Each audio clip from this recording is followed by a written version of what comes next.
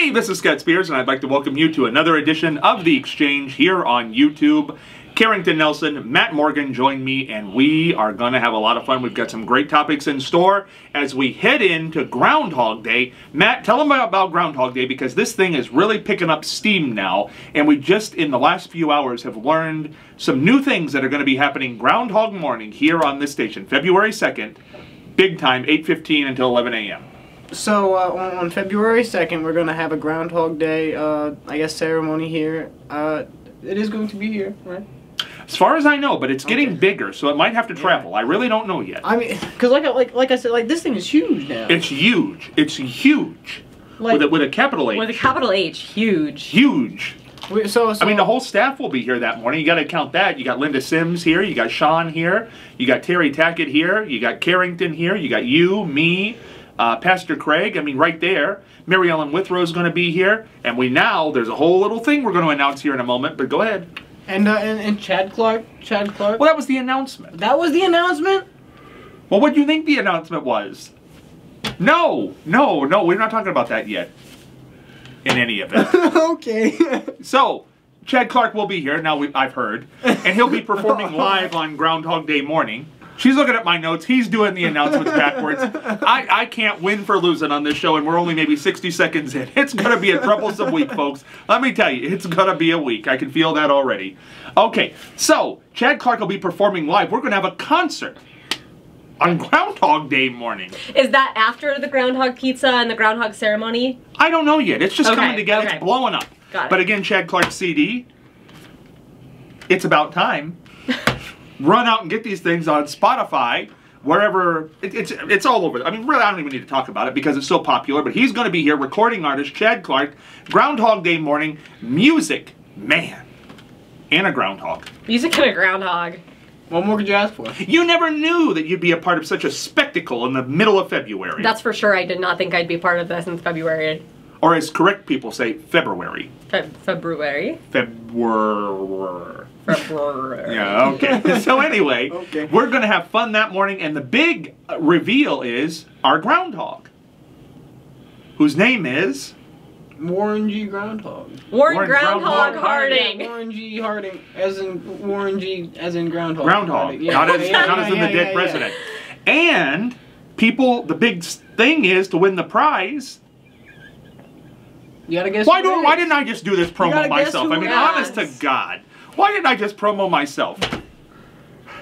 All right, so Go ahead. So there's gonna be a pizza, okay, and under each of the slices of the pizza, it's gonna say, well, I guess under the slices of pizza, it'll say either 6 weeks till winter or Early spring. early spring, and whichever one the groundhog picks will be the official WGH prediction 100% accuracy so far. as of now. Yes, I do believe we're gonna have Mary Ellen with her there. She's gonna sign it into fact. Because she is the Guinness Book of World Record holder for signing more money than anybody in history. That signature is important. I mean, what more could you ask for in a Groundhog Day event? But the big thing is, who is the groundhog? We don't know. We have Nobody no knows. idea. Right, Not a but we single want to person. let the audience know that they can guess to win a prize by going to the Facebook. You can go to the Facebook There page. you go. Or you could call 740 383 9944. Wow. I'll tell you, when we play this back in the Promo Hall of Fame, this could quite possibly be the worst promo I've ever heard for anything. You gotta win. Are you even going to know what morning to show up? I mean, honest to God, at this point. I'm doubtful at this point. I got the 2nd, February 2nd. I got the date. God. Yeah, that's Do you know all about it? Yeah, February 2nd, Groundhog Day. Speaking of Groundhog Day, Lord, don't miss that. We're excited. One day we'll have professionals. Now here's the real deal. Last year we had a little contretemps here in Marion, if you didn't know. PETA came to town and they put up a billboard outside of WMRN because they have Buckeye Chuck, and I've had Buckeye Chuck for many, many years.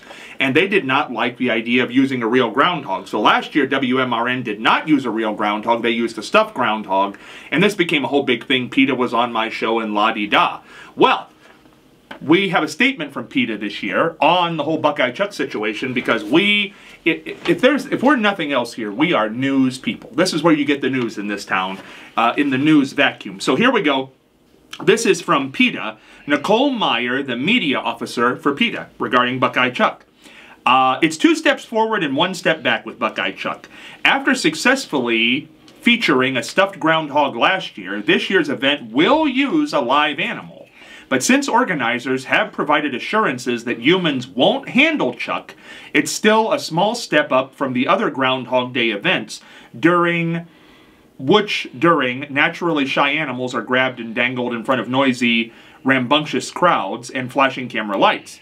PETA and more than 25,000 supporters will continue to urge WMRN to host a fun, animal-free celebration instead of harassing vulnerable groundhogs, and reminds everyone that groundhogs should be hibernating this time of year, and they're thinking, feeling beings with their own needs and desires, not meteorologists or props for gimmicky events.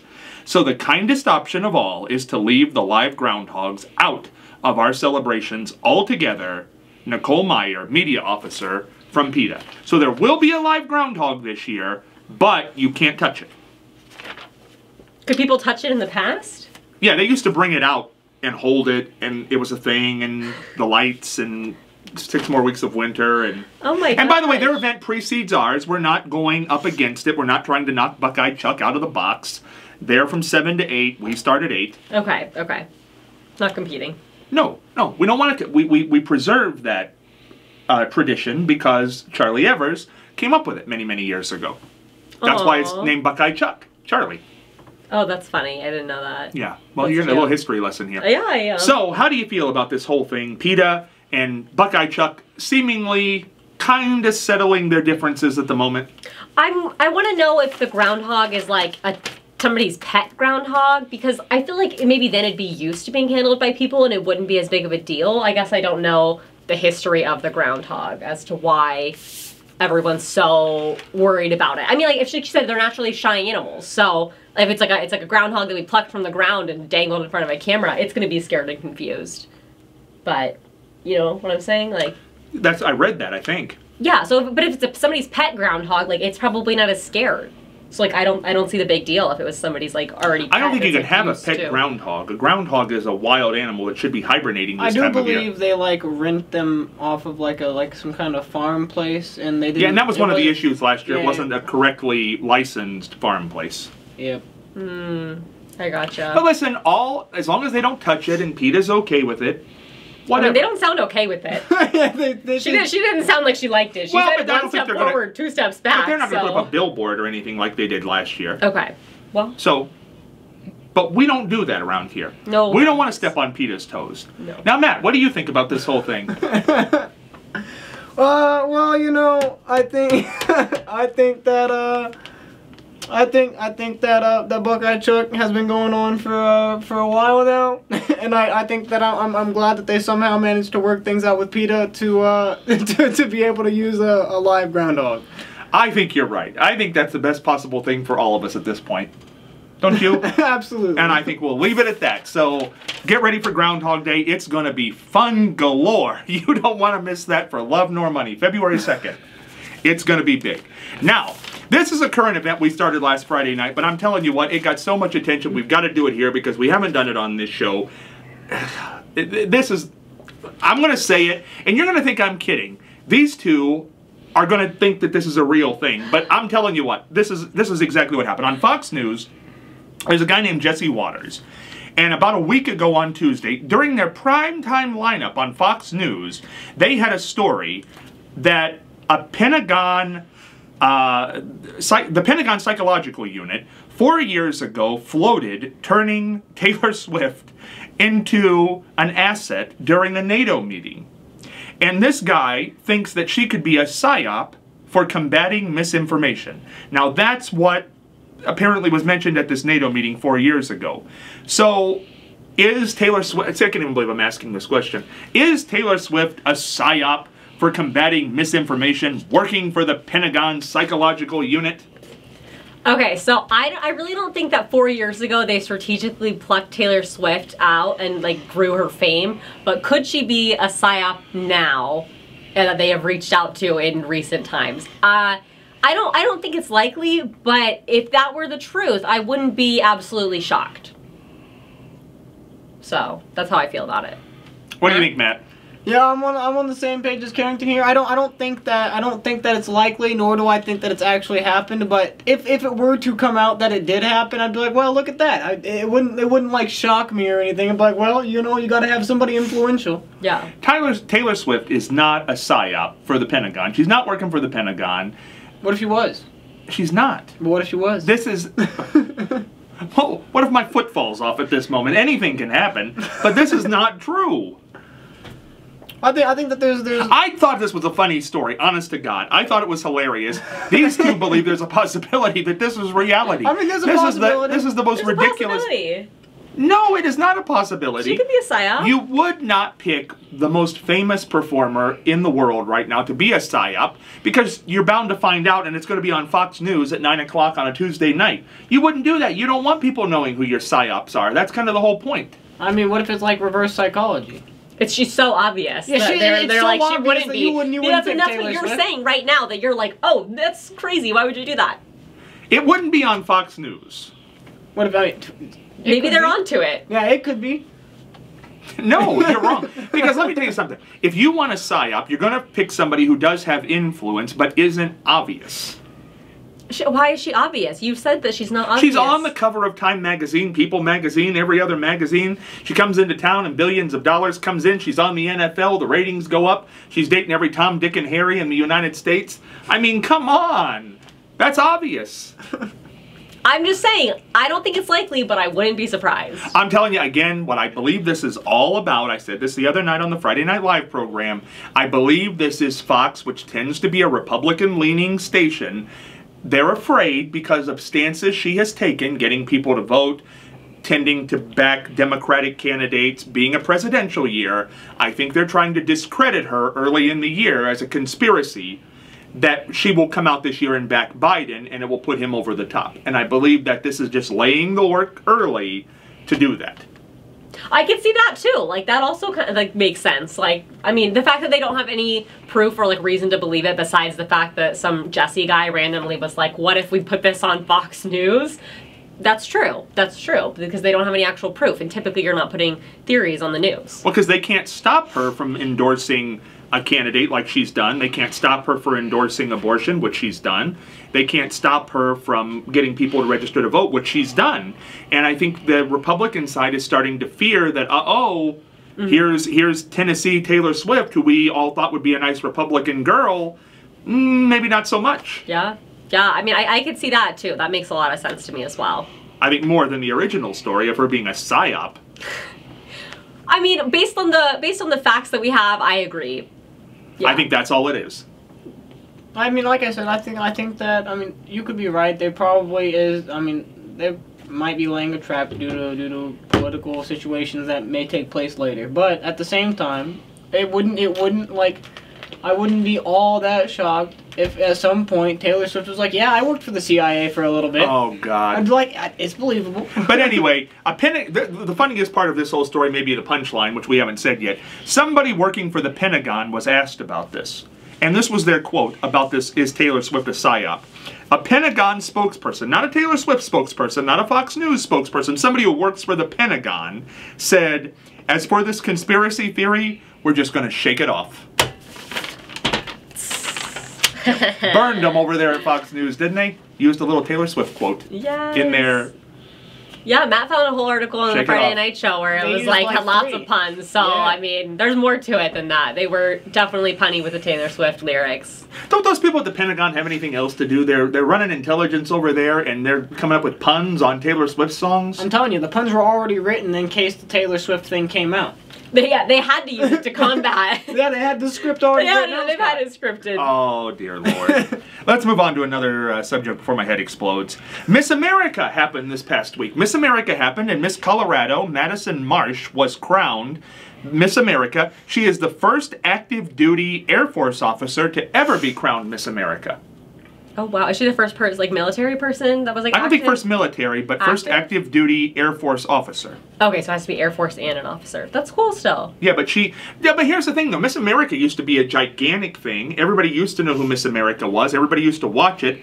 Not so much anymore. Yeah, I didn't know it happened, and I'm sad. I would have liked to watch it. I think it's fun. I've watched it a couple times in the past, but I didn't even know it happened, so. And we had a Miss America from Marion, which is why I pay attention, Marilyn Mesky. Oh, okay. I did not realize that. I know Christy Wink had been Miss Ohio and ran in the pageant, I think, so. But Marilyn Mesky won Miss America from Marion, won Miss Ohio twice, and then became Miss America. That's awesome. I didn't know that. How long ago was that? Like the 30s, 40s, somewhere in there. It's been a minute. Oh, okay. Gotcha. Yeah, but not really that long when you think about the grand scheme of things. It's been in the last 100 years. I mean, 100 years is a good chunk of time. But anyway, here's my point on this. They call it a scholarship program. Depends on who you are. They call it a scholarship program, and the funny thing about it is that they have taken the swimsuit competition out. Now, the three main categories are evening gown, talent, and now they call it fitness. But I saw the fitness picture. These people, they're still showing it all out there. I mean, they just got the little tops on and their stomachs are showing and they got the little shorts on. So my question is this really a scholarship pageant or is this still just a beauty pageant? Clearly, I don't see any ugly women in this thing and I don't see any heavy women in this thing. So, I mean, have they really rehabilitated themselves? I think that they probably haven't. I mean, they have to stick to what they were originally anyways, but at the same time, I think that they had to somehow gain the public opinion, gain public favor. But isn't this everything we don't like in society? A pageant that judges people on looks and gives them money based upon it. I mean, I don't watch it. Carrington said she didn't even watch it, even though she actually but she liked cares. the one she did watch. Had she known, she would have watched it. Yeah, but like, I mean, see, it's dying for a reason, apparently. Well, I don't know that it's dying. People still enter as long as they get those 50 entrants. Miss America. I don't know. What do you think? I mean, I think it's obviously them just trying to like reframe the whole like swimsuit into fitness to like make it seem like. Why does Miss America have to be fit? I don't know. I mean, most Americans aren't. Saying that you have to be like pretty and you have to be smart and you'll have to like have other things going on outside of like being pretty and smart, like, or be like pretty and like, you know, easy to talk to. Like, I feel like that's kind of the. But why is that even a thing? I don't even understand why that's a thing. I mean, because you could have a person who's not in shape or a person who's not that beautiful in an evening gown. You could have them have a talent. Why this fitness thing? Why does that have to be in there? They got rid of swimsuit. Why does that still have to be there? Maybe that's just like part of their screening process. Like they want somebody that's like the stereotypical standard of beauty. I mean, it's sad, but like. I mean, now, would you ever compete in a beauty pageant? No, I don't think so. What would be your problem with it? I don't think I care enough. Like those, like they've just spent like a lot of money on those dresses and like fake tans and like eyelashes and makeup and like, it's just not my thing. Like I like to dress up, but like I don't want to compete against people. Like somebody has to lose and feel bad. You're like, oh, I'm not the pretty girl. 49 people have to lose. 49 people have to lose. And I mean, like, I know they've already won a couple other competitions to get there, so like I'm sure they're fine and everything. But like the whole idea of it, like what are they judging it based on? It's kind of like the same thing with like having like homecoming queens and like prom queens and like all that kind of stuff. It's like, okay, like what is this based upon? Just like who's your favorite person? Who's the prettiest person? Like, I wish they would like kind of define what they're looking for more. And I don't know that homecoming queen and king are looks. I think that's those are true. just kind of popularity. Yeah, there's no talent show there. No, but I mean it's similar in the sense of like you're just voting based on like who you like the best, and I don't know. It just seems like both competitions are like a way to like make people feel bad about themselves. I don't know. I've interviewed a few Miss Ohios over the years, and I find them interesting people, but they're a little defensive when it comes to this is a beauty pageant. No, it's not. No, it's not. They get very defensive about that. It seems to me that it's a beauty pageant. It would seem that way. Yeah, I mean, I guess they're just trying to like, you know, reframe it because you don't want to admit that, but. Well, congratulations to Madison Marsh, the new Miss America from Colorado. And interestingly enough, in the top 5 was Indiana and Kentucky. states that border Ohio. Oh, wow. No Ohio, though. No Ohio. But we still have a Miss Ohio, and I think she's very good. Right, I don't know her name off the top of my head, but I think, Miss Ohio is always well known. She does all the pageants, she's in all the parades, and she's a well-known person for that year. You say Miss Ohio, people know. Oh, yeah. You ever met Miss Ohio? I think so. I think like one time she came to our school or something. Big deal. Yeah, I mean, yeah, Big deal when Miss Ohio definitely a big comes in. deal. Yeah. Yeah, I had them on the show a couple times, 2 different ones, and I like them both. Very nice And people. they typically have to be pretty nice. Like that's part of it. I think you have a good like personality to be social and stuff. I don't know if they were nice, but I mean, I liked them. Well, they can be nice for an hour. You can interview with them. That's right. Oh, I kept them longer than that. Oh, okay. Yeah, I kept them 2 hours? 3 hours. I 3 kept them for hours? the whole morning. I said, if we got Miss Ohio here, we're keeping her all morning long. There you go. All right, let's move on to the next category. I think this one is very interesting. Gen Z. You guys are both Gen Z. I just thought about this. Gen Z, and this is something I read, are people born between 1997 and 2013. So you both would be Gen Z. Mm-hmm. Now, this is interesting. People who are Gen Z are terrified to turn 30 years old. Now, this is the reasons they give. They're going to lose their stamina. They're going to lose their sex appeal. They're going to lose their value as they age. And this is the funniest one. They have nothing to look forward to but wrinkles, health issues, and death. At 30? Over 30. That's what Gen Z feels about now. So, you two Gen Zers, what do you think about this thing that Gen Z's... Let me see the list. Again, it's losing stamina, sex appeal, loss of sex appeal, losing value as they age, and nothing to look forward to but wrinkles, health issues, and death. Losing value as in what? I think, like, in society, I can kind of see where they're coming I said from. losing value. Yeah, you did, losing value. I didn't. No, losing stamina, losing sex appeal, losing value as they age. Yeah, value from what? I don't know, in themselves. I think societal value. I think as people age, like... I'm not Gen Z, what do I know? I don't know. I think that maybe not like 30 being the cutoff age. I would say once you're like grandparent age, it can almost seem like people become like they're kind of socially isolated, and so I feel like they'll get like more talkative and stuff with like other people because like they're trying to like they feel like they're kind of like pushed to the side whenever you get older and stuff. So I can kind of understand that. I don't think 30 is the age where I feel that way, but that's just like the next like big milestone I feel like for a lot of people that are in Gen Z. So what do you think? I don't think I've ever thought this much about turning 30 in my life. Well, apparently you do if you're Gen Z.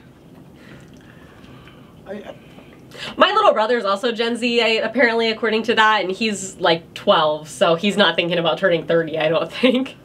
I mean, well, that's a tail end of Gen Z. I mean, I don't think Still Gen Z? I don't think that any of those I don't think the 10-year-olds are really who are being included in this thing. I'm just saying. Well, he's not Gen near Z. 30, but you got to remember the premise of this is turning 30, because they're getting. If you were born in 1997, you're getting close to that. Yeah, yeah. I mean, I think that. What year were you born? 03. Oh, and you? 2001. Okay. I think that they're probably just overlooking it. I don't know. They're over. I don't know. Well, let's run this down. Is there a fear of losing stamina?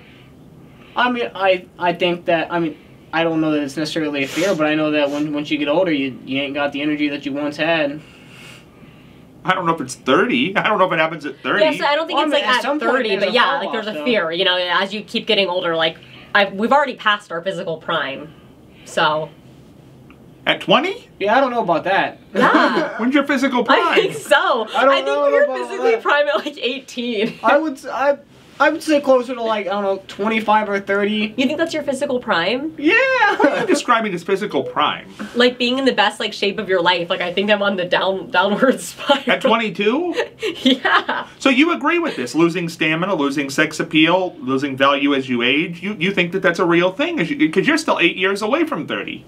Yeah, kind of. Like I don't have the fear right now. Like I feel like I'm still like at like a peak point for sure. But like, yeah, no, definitely. You're on the downhill slide at 22? Yes, I think so.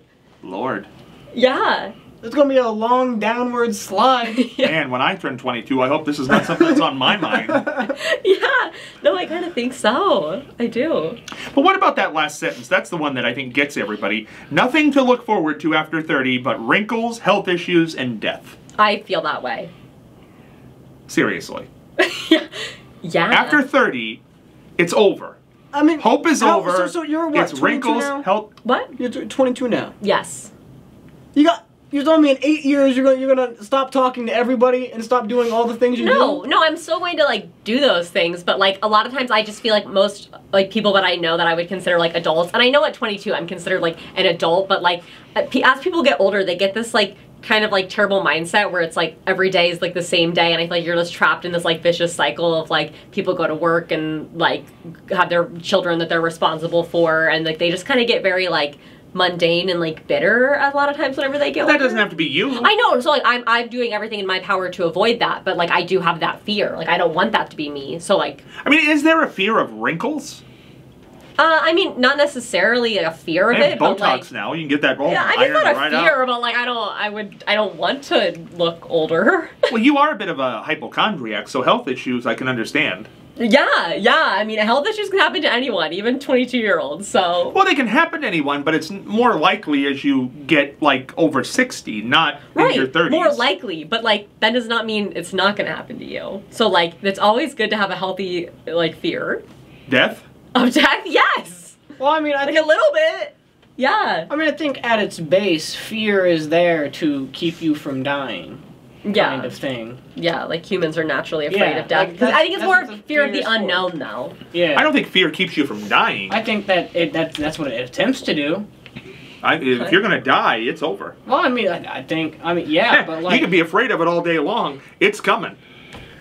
It's like Santa Claus and the fear- Easter Bunny. They're coming. It's more like fear attempts to keep you out of bad situations. Because if you do something where you're scared, the odds are you're going to be less inclined to do it. You think if It's everybody... like survival. Yeah, Sorry. it's a survival. Yeah, like that. Whoa, that was a I wasn't great- looking to that end. Thank you so much. There was a great example. Like you know, your I thought see, I'm fearful of death right yes, there. Yes, you're fearful. That was your reflexes kicked in right there, and you tried to defend yourself. Like you were Yeah, but getting I'm away. but Yes, because you didn't know what was going on. I didn't know what was going on. Yes. Usually you're not that animated. I know, but I was like, yes, that was a great example. Like, I think that you do have like a little bit of a fear of like. Well, your stamina's okay, I think, at this point. I- Fear I'm is leap out of your only- chair like I'm that. only 22. I have 8 more years before I'm 8 only more years looking until the forward cutoff. to You start circling the drain. wrinkles Oh and my death God. and What do you look at people who are in their 40s and 50s? Do you look at them and just think, God? I don't know many happy adults. Like I do feel that way. I've told you that before. Me and Scott have had this conversation off the air that like I do kind of think of him like somewhat as like a role model because like I don't know many adults that seem to like wake up every day and like their life, and he always like preaches that he does at least. So I'm like, nice. Like there are some Wait a out second. there. See, I liked you for a moment, and then you threw it in there. What you did I like do? twisted it in the middle. What did I do? Did you catch that? She was talking fast, and then she twisted it in there. What did I I look at say? you like a role model because, and then she said, "Well, at least you portray that you do. At least you say you I'm do." just saying, like I I'd be don't- lying. I Like it'd don't all be a bunch of know. baloney. I don't know. I'm not inside your head. I can't tell what's going No, on. but why would you say that? I only know what you say. I'm not going to turn to you and say, "Well, what she says is But, this." But no, that's just the reality of the situation. I can't know that you're actually happy, but like you at least present yourself to be happy. So I'm like, nice. There are people that are happy. It's just like I feel like they're few and far between. So it's like, hopefully he's really happy. I'm in a small touch. You can't fake that. You can try to. You can lie about it. You don't know when people are faking something. I can tell when people are genuine. I think you can tell when people are trying to fake being unhappy. I think you can see that. I think you can just tell. I don't know. I'm just saying. I'm just healthy amount of skepticism, as I said about everything else. I'm like, as far as I know, he says he's happy. See? You twisted it in there. You know, we're going to come back and talk more about this because it's an interesting subject, and you got a problem with that? No. No, as far as I know, you don't have a problem. As far as I know, she doesn't have a problem with it. That's what she said. We really don't know if she's telling the truth or not, is what I've learned tonight. Right. But as far as I know, hey, guess what? As far as I know, we'll be back after this short but important break on The Exchange. Don't you dare go anywhere. Hey, and we're back on The Exchange. Kerrington, Nelson, Matt Morgan, and myself, and we're having a fascinating conversation about a new study that recently came out that Gen Z, and they're both Gen Z, those are people, the qualifications born between 1997 and 2013, are terrified, and that's the word that has been used, terrified to turn 30 because they feel they will lose their stamina, lose their sex appeal, lose their value as they age, and have nothing to look forward to but wrinkles, death, health issues, and death after 30. Ooh. So we were having this discussion before the break, and you feel this is a real thing. Matt doesn't feel it's a real thing. And why do you feel this? Because you said adults are not happy, the majority of adults you know. And as far as you know, I'm happy, but I could be lying. Right. Yeah. Yeah, I mean, that's a general summary of like, well, like, I mean, I obviously, none of us have been 30, so we don't know. And like, I'm sure that like, you never really feel yourself aging, you know, you just like wake up and like you continually like gradually get older. And like, so there's probably not like a distinct moment, but like whenever you think of older individuals, I guess I just don't typically perceive them as happy. So I think that fear is real for me, where I'm like, I don't want to wake up one day and But be 30 doesn't seem old. I've been to many 30th birthday parties that people have had, and I don't think people consider that to be old. I mean, 8 years isn't in reality all that far away. I mean, no, goes by fast. I mean, yeah, time flies. I'm not saying that like 30 is old. Like, I don't think that will necessarily like you wake up and you're like on your 30th birthday and it like all changes or something. But it's like it seems significant. Like the number just seems significant because it's like, oh, you're out of your 20s. It's like a new decade and everything. I know somebody who's terribly fearful of aging, and the older they get more fearful. And I think they've done things to not be to change their look, because I think they believe it's all cosmetic. And recently they got diagnosed with arthritis, and this was like, I can't have arthritis. This is an old person's illness. I think that there are a lot of people who are within a lot of age ranges who have arthritis. It's just more common. But this person saw it as being old. This was just a step toward old. Yes, the health problems that you get when you're 30, yes. You know, at this point, I'm just going to start considering myself old then. You have arthritis? No, but I'm on the blood thinners. No, but arthritis, yeah, but arthritis is considered, I mean, if you say that was always seen as an old person's illness. When I was in the hospital due to my blood clot, they'd be like, look, this doesn't happen to people your age. That was what every nurse, every doctor was telling me. I was like, oh, thanks for pointing that out to me.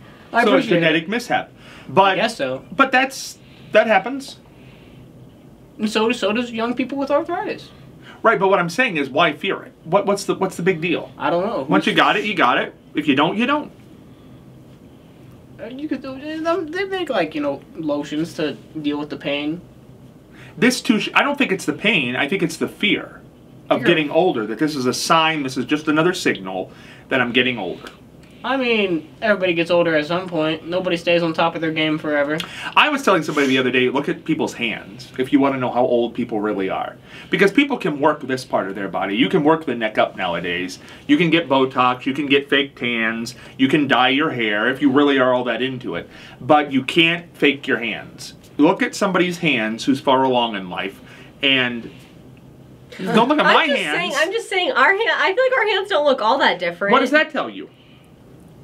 That at the age of 28, like you are, your life's not over. I mean, no, I mean that's it. I don't have old hands, right? So I'm not old. But look at somebody's hands who are. Yeah, but I'm not old, and my hands don't look that youthful. As good as mine. Your hands don't look as good as mine. They kind of don't. I know, and Matt, that's get your hands up here. Okay. Yeah, look at your hands. Get your hands up here with us, Matt. See, there you go. Yeah, no, see they've got like. Yeah, your hands. They don't you guys look have that good, youthful. We don't have the great Yeah, what's hands. wrong with your guys' hands? I don't know. We work. You don't work. Well, what do I do? You nothing. No, that's the truth. When you see somebody's, yeah, just sit around. When you see people's hands who are older, you will see the veins popping out more. You will see liver spots on their hands. You'll see brown spots. I have spots and veins, and I'm 22, so. Well, have you used things on your hands? Like what? Like lotion? Creams and lotions and tanning things and. Not tanning things, really. I've put lotion on my hands. They're just a little red. Yeah, I think my skin's just kind of naturally, like, red. No, but I will look at somebody's hands, and that will tell the age. Interesting. Yeah, I'm just telling you. Because you can fake it the neck up. I always say you can fake the neck up big time. Haircuts, Botox, hair dye, fake tan. You can make yourself. But look at the hands of the person, and you will see the age. How old am I? Oh, wait, I have to cover my own face, not with your eyes. Look at my hands. I'm going to cover your eyes. Look at my hands. Lord. Anyway, the truth of the matter is that's what way it goes. Yeah, that's just how it is. Unfortunately. Well, you know, this is why a lot of people don't like to get in a bathing suit and see themselves. You know, people don't want pictures of themselves taken in bathing suits because it's that whole false, they don't think they look like they look. Yeah, I mean, I think But you do look that way, so you just have to embrace that. You just embrace it. Yeah. I think it's hard whenever people just see themselves changing. Just a hard pill to swallow sometimes. But I don't understand this whole thing. I think it must be just Gen Z, because I have never thought about any of this. I wouldn't even put that on Gen Z. Well, they did. Nope, doesn't. I don't understand any of it, because losing your stamina, you can do things to fix that. Losing your sex appeal, you might never have had any. Well, listen, sometimes it works that way. Losing your value as you age, that's on you. If you don't have any value when you're 20, you're not going to have any value when you're 50. So there you go. And nothing to look forward to but wrinkles, health issues, and death. Well, that's going to happen to everybody, not just Gen Z. Right. So everyone will have just wrinkles, health issues, and death to look forward to. Well, not if you get the Botox. Not if you get the Botox. Okay, fine. Just health issues and death. Anyway. Wrinkles was the least of them, the worries. Well, I mean, people are fearful of wrinkles. People are very... You know what? A lot of people, if you say, could I look the same for my lifetime and die younger, or could I live longer but age? People would die younger. People care about their looks. You know, somebody once said the only way to age gracefully is to die young. Yeah. I don't know. I mean, I think people are very sensitive to their looks. I think they fear it more than death.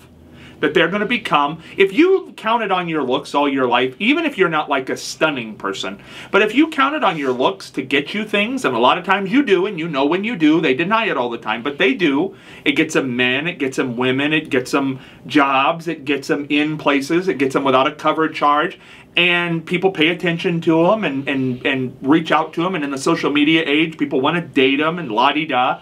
But when that goes away, and it does go away if you live long enough, what do you got? I mean, not having that anymore, if you never had it, it's not a shock. But if you lose it, that's hard.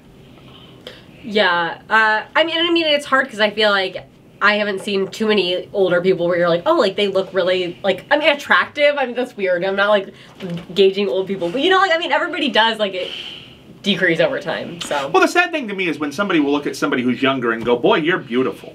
Or even not even younger. When they're under 50, I think that's the thing that's the number one thing, because you are setting them up for failure. Because when they're your age, they're probably not going to be beautiful anymore. You need to compliment them on something else. Yeah, I mean, there's more to it than looks. I think it's just, like, that's what you see first, so it's the easiest thing whenever you don't know somebody to, like, give compliments on. Well, I don't know. I would stay away from that. I wouldn't give compliments till you knew the person. Yeah. Anyway, this is fascinating, and I guess this is... This story in general is odd, but then the factoid here is stunning to me, and that's why we're essentially doing this story. Do you know what polyamory is? Yes. Okay, polyamory... Now, correct me if I'm wrong on this. Polyamory is being married, but having many other partners. Not just one other, having many other at the same time that you're married. Mm-hmm. Okay, well, apparently, now polyamory is a thing, and it's... People don't want monogamy anymore. They want polyamory. That this is on the rise. What's the difference between polyamory? Polyamory. Polyamory, but it's okay. Polyamory and polygamy. Comes from the same idea. But polygamy, I think, is you marry more than one person. Polyamory, you're not married to more than one. It's just multiple relationships. You're like you have your like husband and then like a boyfriend or girlfriend. Yeah. And several though, more than one other. It's several other. Interesting. I would think this wouldn't work for jealousy. I think you'd be jealous. I think that would be the problem with this at the center. I think so too. You'd have to like really agree. It'd be hard like if you had like agreed on it though, and you know like the one person is like you're both dating somebody else, and then one person that gets cut off, and then to think that like your partner is still with somebody else, and it's like, oh well, you don't have a right to get upset because you guys agreed that you're allowed to do this. So like it would be kind of like a constant pursuit for new relationships, I feel like. But why is this a thing? That's what is fascinating to me. Why is this on the rise? Why get married if you're going to be polyamorous? I actually, well, in one of my classes one time, they had a TED Talk where like a girl, her parents were polyamorous, and like she was talking about it and stuff, because like obviously people are confused by the situation, but she said that like it was nice because her parents like kind of had like more than one emotional outlet, because it's a lot to like place your like all of your emotions into one person and expect like emotional support from like one person solely. So like that was kind of a big part I remember her talking about. Just don't get married. Yeah. I don't Be with remember, a I lot don't of people remember if you what she... Listen, people don't look at that anymore. They used to, but be with a bunch of people. I mean, if that's your thing, whatever. Yeah, maybe the marriage is just for the financial aspect where, you know, you gotta like have the taxes and Tax dollars. the tax dollars and all that, so they have to get married for the tax dollars. It's all about the taxes. I'm telling you. Health insurance, you know what I'm saying? Like, Yeah, that's why. So maybe that's why people are polyamorous. You know, Right. they marry this person for the health insurance and the tax deduction, but I don't really like y'all that much, so I got to have this person over here and that person over there. I mean, I think... This is how people get diseases. I'm telling you, this is the wrong way to go. I think there's a fair chance that that the person who they were married to, they were never polyamorous to begin with, but then all of a sudden they were like, you know what, this person's kind of boring, and instead of getting a divorce, That happens with any relationship. They just kind of. There will be a moment. You know. There's going to be a moment, I'm telling you, and it normally happens. I've said this before. It will happen when you're laying next to them in bed. You're going to roll over one morning, and you're going to see them. And you're going to say, oh, Lord. And you're going to see them sleeping and snoring, and that drool that's coming out of their lip. And you're going to see them without any makeup on, and you're going to see them with their hair all done up and dressed in funny pajamas. And you're going to say, what am I doing here? I got to get out. and then you run. And then you run. That happens. People don't think that happens, but that's real life. You wake up and you snap back into reality for a second. You're like, what is going on? And it's like whiplash. It's like being on the scramble or swoop. There it sticks with you because then you see what you didn't see in the bar or on the cruise or in the restaurant. You saw the made up person. You didn't see the reality. The freckles and the things and the whoop-de-doo. I'm telling, and then they have to put the glasses on because they were really wearing contact lenses, and they have some kind of skin condition that they've got to put stuff on their face at night on. You see it all. And then they put the hair straighteners in the bathroom, and you burn your fingers in the morning just trying to go to the bathroom. Then you say, what am I here for? Sounds like you're speaking from personal experience there, Scott. I have had this happen, and they know who they are, but because you wake up and you see that, and when they wake up, they see a frightened person. They're like, ah! They're like, why is this person so ready to, oh, hey, you know, we got to get this day moving, let's go, let's move. Get that makeup on, come on. Yeah, and people start leaving their stuff around your house, they leave their shampoo, they leave their, it's a whole thing, honest to God. And that's what's bothersome. Shampoo. No, because it's their stuff's everywhere. You can't get away from it. Yeah. Because they think they have some kind of like, I don't know, fix on you or something. But people don't. Listen. Now, be honest. Now, this is more of a girl thing. I hate to say that because most guys pretty well look. We aren't making ourselves up. We aren't doing that. So that's a girl thing. And what do you look like when you go to bed?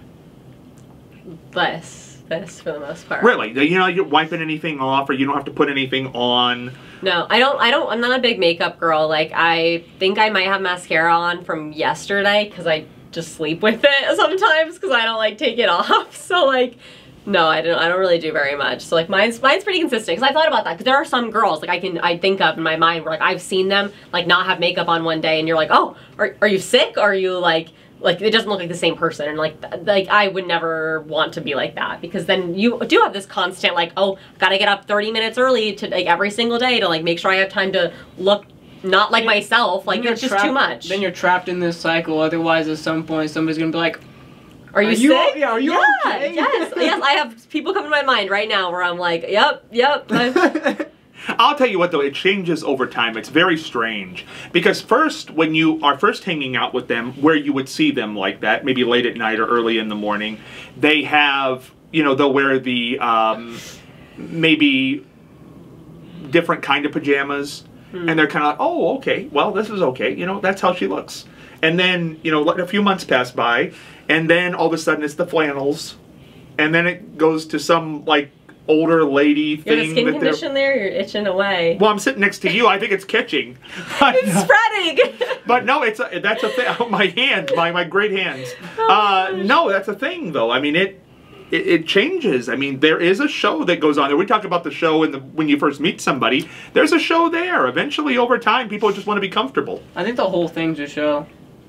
It is. I just don't think that's true with everybody. Like, I don't. Oh, like, wake up and smell the coffee. No, like you I mean, said, we've had enough of this. Come on. No, but you guys just talked about how you're not doing like a lot of like makeup, obviously. And No, so, I left like, my makeup at home Right, today. right. And like I don't put a lot of effort into that, and I feel like I try to present myself pretty authentically to like everybody. So I don't know. Not everybody's like that, but what I'm saying is you will find that the person you meet is not the person you will see 6 months down the road. That's all I'm saying.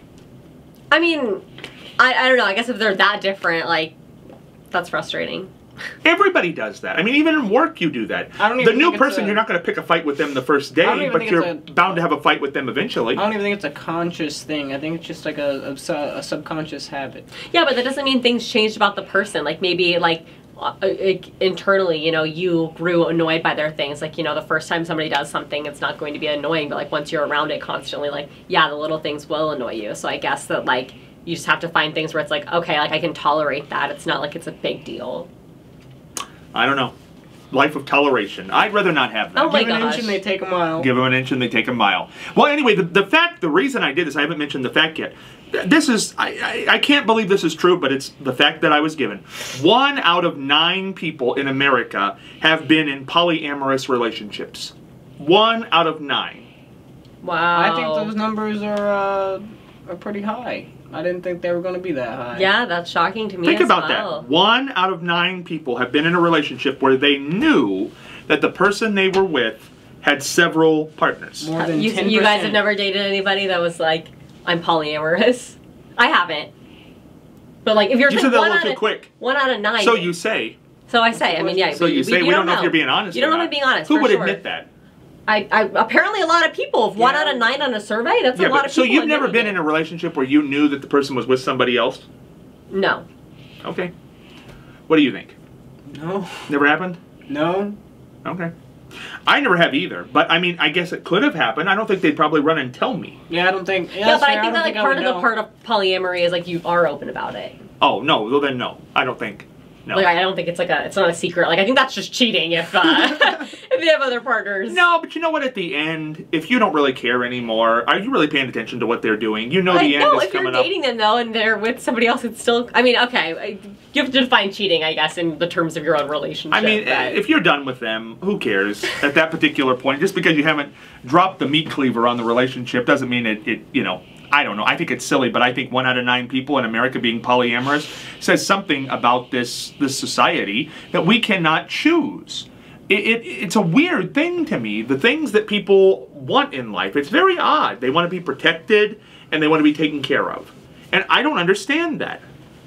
being protected and taken care of. Yeah, I think you should get those things from within. I think if you're looking for those in other people, you're going to end up in a bad way. You're definitely going to end up codependent. Yeah, and that person, when they walk away from you, which all people do at some point, then what? You're in a tough spot. Right, so learn it yourself. Learn to be self-sufficient, and then do what you want. I agree. Yeah. That's fair. That's fair. I mean, I agree with you guys. I agree in that sense. All right, well, there you go. One of the things that I like to say is if you can't be happy by yourself, you can't be happy with somebody else. That's true, but you can't explain that to somebody because they are happy initially with somebody else. People are horribly depressed, they're alone, they're miserable. It's just a and then here comes this person. It's just a short-term boost. Yeah, but short-term can last a long time. Mm-hmm. Well, short-term can last a year sometimes, maybe more than that, because it's a honeymoon. It's just how long that person can keep up the show. The show. You're always referencing the show. I wouldn't say there's no wrong. lie. I mean, everybody puts on a show to some degree. Now, not everybody's 100% show, but to some degree, in the beginning, you are not showing your authentic self. Like, yeah, for example, like even your friends, you're not totally authentic. Now, you're not pretending to be inauthentic, but if you don't come over to their house and see them, like how they dress when they're not out in public, you're not seeing the full them. You're not seeing everything. So there is a little show that's put on. I mean, you know you're getting dressed. You know you're getting dressed to hang out with your friends. You know you're getting dressed to go to a certain place. They're not seeing you at home in sweats and a t-shirt and, you know, no glasses on. You know, I used to be around somebody all the time who did see me at home, you know, just with the shoes off and all that. And they used to say you became a different person when you put your glasses on. Because I don't wear them at home. You know, I don't think they were saying it was like Jekyll and Hyde. It was just, you know, it's different. That's true. I mean, I guess if you're going to be with somebody and like living with that person, like obviously they're going to see like a different side of you because I mean, I coming here, like I know that I'm different than I would be at work or like when I'm hanging out with my friends, and not that it's like fake or like a performance, but it's just well, no, but it's just like the people around you like bring out different parts of you, like I think is what it is. Like it's not like I'm attempting to like hide things. It's just like I feel like your setting sometimes just like makes you act a little different. It may be, I don't know, probably, but I just think the problem with, and that's why relationships are ultimately flawed, because you do have to get closer to that person, or else it's not a relationship, and as you get closer, you invite them into situations that other people are not invited into. So they see you in different situations that sometimes are not the best thing you've ever seen. Yeah, like so then you just have to like learn to like love that person in those different situations. I don't think you can learn to love. I think that's a problem. I think what you just said is very strange. No, I mean, not like it's like a hard thing, but like you see like a different side of them, and you're like, okay, like I still love you like that. I still love you in this state, like. But you don't learn that. You just say, I love you no matter what. You don't learn it. Okay, well then you love them no matter what. Like you see them in those states, and you're like, okay, I still love that person. But like, you don't. See, that's the problem. Okay, well then, ultimately you don't. So there you go. That's showbiz. But here's another interesting. Go ahead. Sorry. As we're moving on. I think that if you have to look at that person and then consciously in your head say, you know what, I still love him anyways. You don't love him. That's right. You wouldn't have to tell yourself. You have to talk yourself into it. You wouldn't have to tell yourself that you still love him. Yeah. Like if you have that moment where you see him, you know, I still love you. This is it's kind of sad, but kind of not. Shannon Doherty, who was a big star on 90210 in the TV series Charmed, she was just recently on People magazine, and she had breast cancer, and she's very young, 52 at this point, and she's had it since 2015, I believe, and now it's stage 4, it's in her bones, it's in her brain, but she's doing a podcast, because she wants to keep on going until she has to die, and that's it, and it's sad to say that, but it is. But the topic on her podcast this past week was people she doesn't want at her funeral. And she said it's a long list of people. And the people who she doesn't want at her funeral are the people who would show up just for show.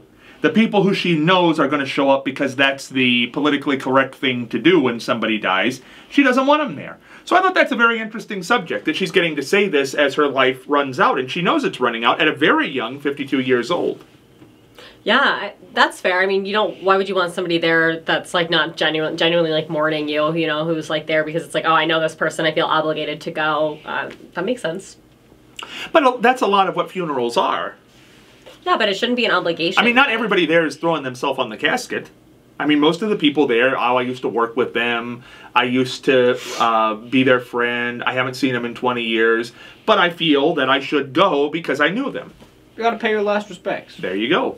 I mean, that's true, but just because, like, she said that, like, the people that are, like, going out of, like, obligation and, like, a performative measure, I feel like that's different still than, like, oh, like, you know, you just grew apart with this person. Because, you know, like, I can think of people that I, like, was closer with when I was younger that, like, if something bad were to happen to them and they passed away, like, I would still be, like, really upset about it, even if we're not talking constantly and I don't see them all the time. I don't know. I totally understand what she's saying, because I think there are people who you know would come, but why? You don't really want them there. Yeah, I mean, if they're not genuinely upset about your death, that's probably like... Well, I will tell you, I wasn't around for this story, but I remember this being a story in my family. I remember when my grandmother's father died, he had one brother. And his one brother was not around very much when he was sick toward the end. And he came to the funeral, of course, because he's the brother. He felt obligated. He comes to the funeral when he does die, and my grandmother, who was the daughter, said, you have to leave. You're not coming in. If you couldn't come see him when he was alive, why are you coming to see him when he's dead? And I think that's what this is all about. And that was the brother. I think he was a reverend, too. I think it's a little bit different when it's siblings. For the sheer fact that, like, I mean, like, I grew up with that person. Yeah, but why are they coming to see you when you're dead? I mean, when you're dead, we're past the point. Maybe it's like a closure thing, though. I mean, it's hard whenever... I'm dead. What do I care if they get closure or not? I know. It's for the other person, I guess. You're already dead, so like it doesn't really matter. Like, This is actually. Shannon Doherty who's dying. Right. She doesn't want these people at her funeral. She doesn't want people there that don't, like, want to be there, it sounds like. Well, just who are gonna, she know will come just because it's politically correct to do so. Right. Which, like, so they're just going because, like, that's what they should do. So she doesn't want people there who don't genuinely want to be there. See, I don't believe in funerals, so I don't want a funeral. So this is kind of a weird conversation to have anyway. But if I were going to have one, hypothetically, I don't think that I wouldn't want hardly anybody there, to be honest, because... Do you want us there? Well, how do you know you'll still be around? Well, I'm just curious. You want me at your funeral? Yeah, I'd want you at my funeral. Oh, would you? Yes. So, but why? Now, see, I'm not saying that's odd. I'm just, what is the reasoning behind that? Because I think that we're, like, friends and we have a close relationship. I think I've had a positive impact on your life. Like... Oh. Now, would you want Matt at your funeral? Yeah. Okay, because he's had a positive impact on your life as well. Yeah, and we get to see each other at work. I wouldn't invite anybody to my funeral. I mean, I'm not Well, inviting anybody because you're dead, but... No, you're not really inviting people because, yeah, you're dead. I'm just saying, would you care? I mean, if you could see, you know, you never know. If you could see your funeral, would you want us there? I think ideally I just wouldn't have a funeral. No, the question is, you see, we've already... So I guess if I am having a funeral and it's Yes. already predetermined and Yes. set, then yeah, I guess that's fine. You want us to come? Yeah, No, that's fine. he said, yeah, I guess that's fine. No, I Okay, mean, well- like, I want you guys to come to mine, See, okay? the thing is, like, you guys probably, if I'm dead, you know, I'm sure you guys got something better to be doing than coming to sit at a funeral home and, you know, just kind of chilling. No, but, like, without you here, like, it would have a dramatic impact on my life. You know, we come and do this, like, every week, and so, like, not, like, having you there would be weird. Like, I would miss you. Like, it'd be sad to not have you around. Like, I would be upset, so... I'd want to go That's more. sweet. Yeah. We should sing Kumbaya. Yeah, You we're should. buddies. Well, I don't know. You know, I don't know. I was thinking about this because I really am serious, and I've said this for a long time. I do not want a funeral. I don't want people to even know I'm dead. I don't want people coming to the graveside. You are so weird. Why is that weird? Why are you against it? Because I am dead. At that point, I don't want people seeing me dead. What's the point? I'm already dead. I can't. It's not You like can I have a closed casket funeral. It's not like I can talk to you. Oh, no, It's not no, like I no. can Yes, see you can. People do that all the I don't- time. no, Just do that. But no, I don't need But people they're there. coming to be like, oh, we miss Scott. That was No. like, I'm so sad that he died. They'll and get they're the all, word. Well, they're all coming there to mourn together. I've always said what I want my obituary to say is, Scott Spears died on Tuesday, and if you knew him better, you'd know what was going to happen now. That's how I want the obituary to read. Adam, get that one ready. You knew what was going to happen now? Yeah, well, What do you mean? would know what the funeral plans are if you knew me well enough, because you would But have there been are there at the end of none. my life. Huh? That there are none? Yeah, there are none. Yeah. No, I don't want people to see me dead. I don't need that. And I don't want people coming around and all that. And I don't want people coming to the gravesite. Just put me there and then, you know, whatever. Blah, blah. I think it's fine. I don't know. I mean, if they get sad about it in the future and they want to go there and, like, be upset about it and be like, yep, that's where he's at. You know what it comes from? We're under 2 minutes here. You know what it comes from? I really think I've had a fun life, and nobody should mourn that. And I think funerals are conducive to mourning things. And I think coming to a gravesite's conducive to mourning things. Don't mourn. I had a fun time, and it all comes to an end one day. Celebrate the good memories you had of the person while you had them. Well, don't even worry about that. I mean, I'm gone. Go do something else. I had fun. I just forget about me. That's more. I don't really. You don't have to worry about me. I'm just saying I'm somewhere else right now, and I had a fun time doing what I did. So there you go. Like whether people believe it or not. Whether they believe it or not. Well, we've had a very and all things come to an end like life in this episode, and we're down to 30 seconds here, and it's been a great episode. Groundhog Day coming up. We're going to fill you in more on that as time goes on. We don't have time to do it now because we've talked and talked and talked. For Matt and Kerrington, this is Scott Spears heading for the dugout.